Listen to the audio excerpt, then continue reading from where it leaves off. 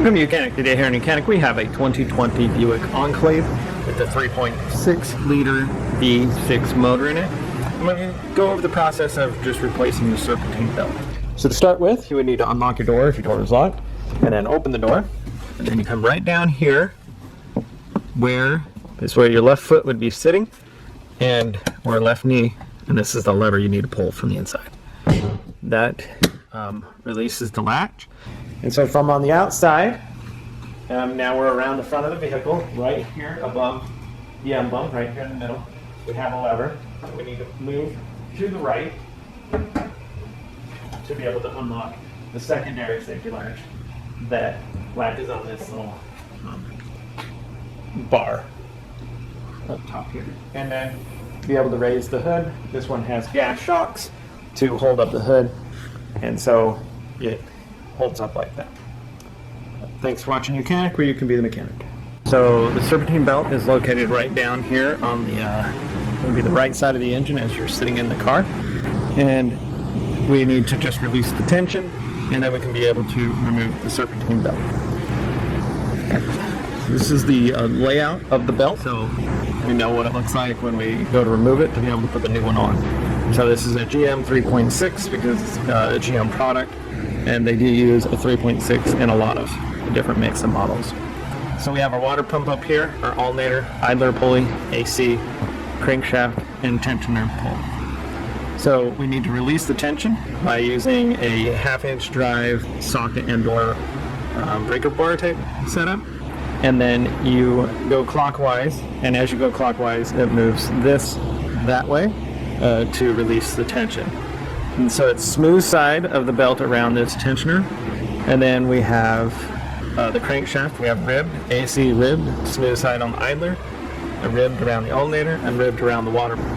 This pulley and tensioner is on the outside of the belt, so you'll need to turn the belt flat to slide it out between the pulley and the engine itself. As well as up here, it's decently tight, but you can get it out because there's a motor mount above that. But we can get that out so that we can replace just the serpentine belt. So we will go and do the process of removing the serpentine belt. So to start with, to make you to have some easier access, and of course because you're doing anything working inside the engine, it's a good thing to just disconnect the negative battery cable so that you don't cause a short if you happen to hit anything that is exposed. So we'll remove this air box, and to do that we'll need to want to undo the mass airflow sensor, pulling the red tab back, depressing the middle black tab in there, pull that out. We need a 8mm wrench or nut driver or whatever you need, 8mm wise, to be able to undo this clamp, and that's undone that. And then you have 5 Phillips screws that you go around and loosen up, and then that way you can get the top of the clamshell and pull this apart. Once you have that pulled apart and set to the side, we also need to actually pull out our air filter element because there is a T30 that is inside here that we need to undo, as well as a T30 that's on the front and a T30 that's on the back. Now, done all that, then you'll be able to pull this out. There is an air connection up at the front.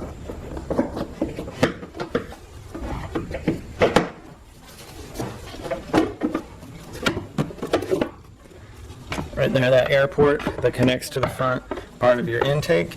So you want to make sure those separate to be able to get that air box out. We can see our pulleys down here, where we have our alternator up here, idler pulley, AC. This is the tensioner and water pump behind here, as well as the crankshaft right below that. Okay, so we need to release the tension, and this is our tensioner, and so you can either do that from up top here or do it from down below. So 1/2-inch drive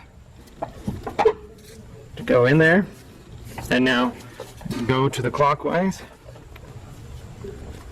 to be able to back that tension off.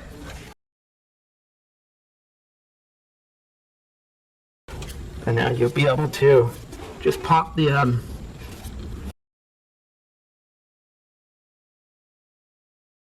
belt off one of the pulleys, and then be able to that is, the tension has been released, and now it'll be easier to just go from down below to be able to get the rest of the belt off.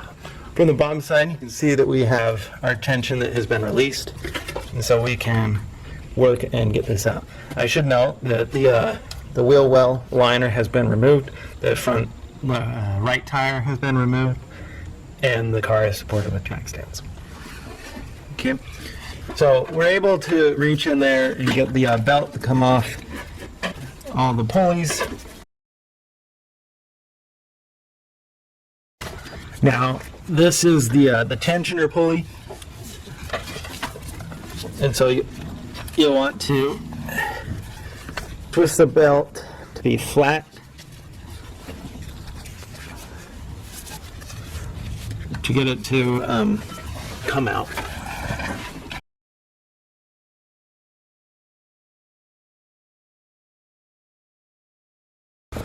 And the water pump pulley, I'm going to try to get that one off.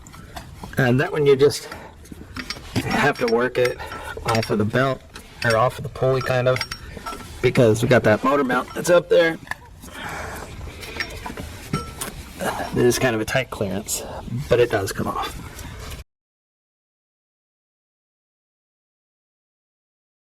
Okay, so we got that off. This will make it easier to be able to get the belt to spin flat to get it out of this.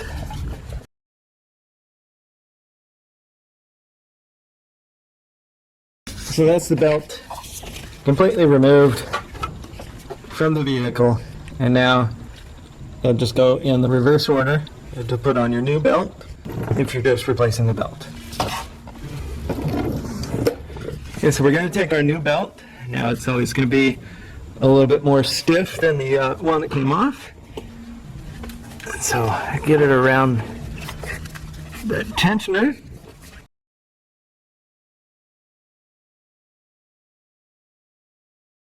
We'll start wrapping it around the different pulleys.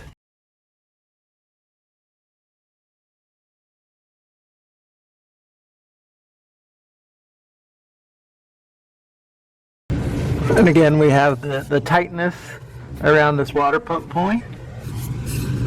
So you just got to work it up and through there.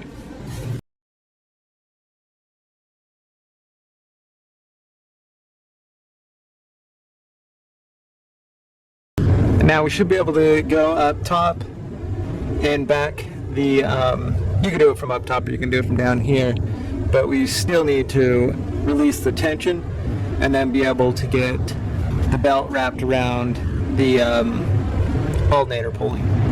So I'm going to go up top and I'm going to put the 1/2-inch drive in there to be able to back off the tension, and then to be able to get the belt around the alternator pulley and put the tension back on.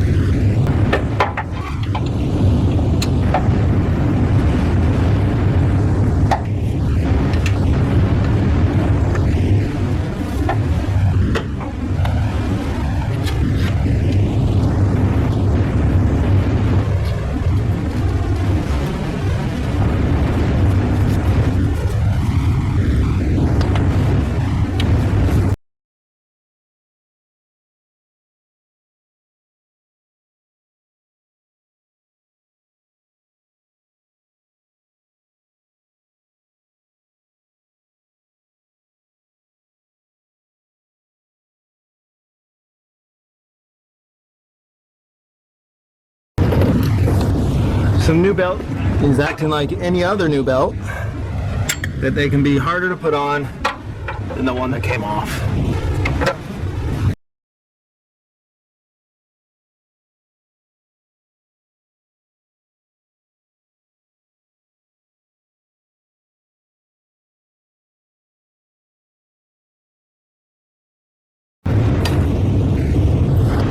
All right, so I have the belt wrapped around all the pulleys. Now the tension has been released and it's on there. I need to adjust that, but I also need to go check the alternator pulley to make sure that all the ribs are inside where they need to be. So all the belt and the ribs, they have been installed where they need to be. Gone around, done a good feel and visual that everything is where it needs to be. Now, of course, you put your airbox back in and everything else that you had to remove, being the wheel well liner and whatnot, to replace your Serpentine belt. So that's how you replace your Serpentine belt on a 3.6 liter GM motor if you're doing just the Serpentine belt. Thanks for watching YOUCANIC, or you can be the mechanic.